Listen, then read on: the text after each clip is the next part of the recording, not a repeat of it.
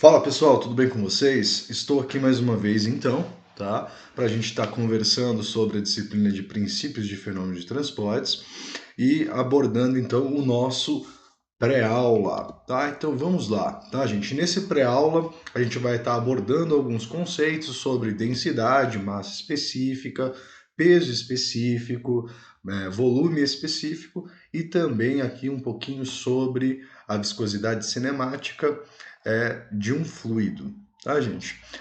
Vamos lá então para o nosso primeiro tema, que no caso é a questão de densidade e massa específica, tá, gente? A densidade e a massa específica, elas são definidas, tá, matematicamente pela mesma ou pelo mesmo formato, tá? Então a gente pode estar obtendo a densidade e a massa específica, tá, pela razão entre a massa de uma certa substância, tá, pelo volume que ela ocupa, tá? Uma observação que eu gostaria de fazer com vocês é quanto à massa específica, ela poder ser também chamada de densidade absoluta, tá?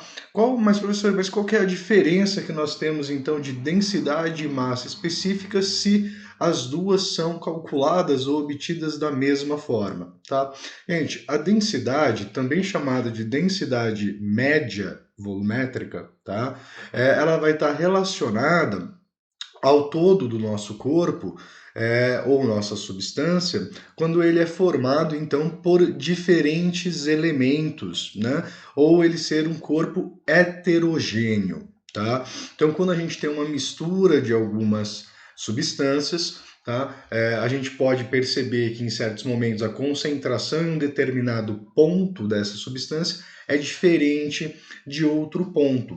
Como exemplo disso, tá? Eu trouxe aqui para vocês um tijolo que, se vocês analisarem um pouquinho a questão do nosso tijolinho aqui, vocês podem perceber que ele apresenta irregularidades, ou mesmo essa massa, né, que forma esse nosso corpo, ela não é igualmente distribuída, ou seja, ele não é um corpo, um corpo homogêneo, né? Ele é dito corpo heterogêneo, então ele vai ter diferenças em relação a certos pontos. Tá? Então isso garante que a gente diga a sua densidade, né? Ou densidade média. Tá? Se eu fizesse uma secção nesse tijolo, cortasse, vocês poderiam observar que dentro dele teria algumas bolhas ou alguns buraquinhos que não estariam totalmente preenchidos, ou um pedaço vai estar com uma pedra ou algum resquício das substâncias que compõem ele. Tá? Então ele não se trata de um corpo homogêneo, ou seja, as propriedades do tijolo não são igualmente para todas as suas partes. Tá? Então, quando isso acontece, a gente usa o termo densidade.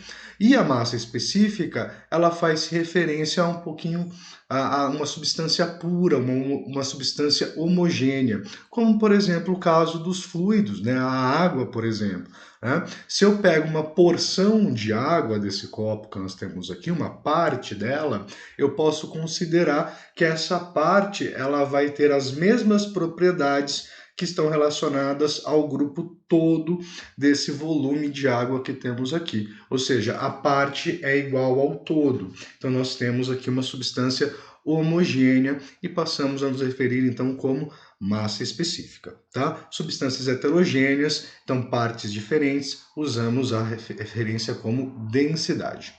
Tá? Mas aqui o importante para a disciplina de fenômenos de transportes, tá? Salvo ali, claro, algumas condições contrárias, a gente passa a considerar que fluidos, eles são meios contínuos, tá? E também homogêneos, ou seja, toda a propriedade que se aplica a uma parte deste fluido, tá, pode ser levada em consideração para o todo. Tá? Então, o que eu levo em consideração pelo todo, eu também posso levar para as suas pequenas partes. Então, desta forma, para os fluidos, a gente pode estar utilizando tanto o termo densidade como massa específica, dando preferência, então, para a questão aí da nossa massa específica, tá? Uma distinção, tá, que eu esqueci de comentar, é que a massa específica, então, é representada pela letra grega ρ, tá? Enquanto que a densidade é representada pela letra D. Gente, Quanto à questão das unidades de massa específica, então, tá? Trouxe aqui para vocês, então, nos 3 sistemas de unidades mais usados, que é o sistema MK**S, que é o sistema técnico, onde então a massa específica é definida por quilograma-força vezes segundo ao quadrado sobre metro à quarta, que isso nos gera a unidade de UTM, que é a unidade técnica de massa, dividido pelo metro cúbico, tá? Que é a relação, então, do volume. Tá? No sistema MKS, que basicamente deu a origem ao sistema internacional, nós temos, então, que a massa específica é definida por newton-metros segundo ao quadrado por metro à quarta, tá? Que nos gera a unidade de quilograma por metro cúbico, tá? E no sistema CGS, tá?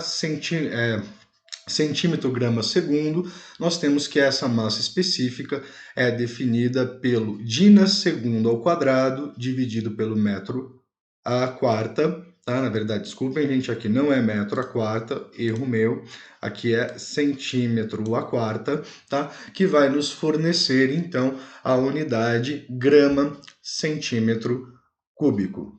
Gente, esse vídeo fica por aqui, tá? Aguardo vocês no próximo. O link para o próximo vídeo deve estar aparecendo aqui embaixo. Grande abraço, fui!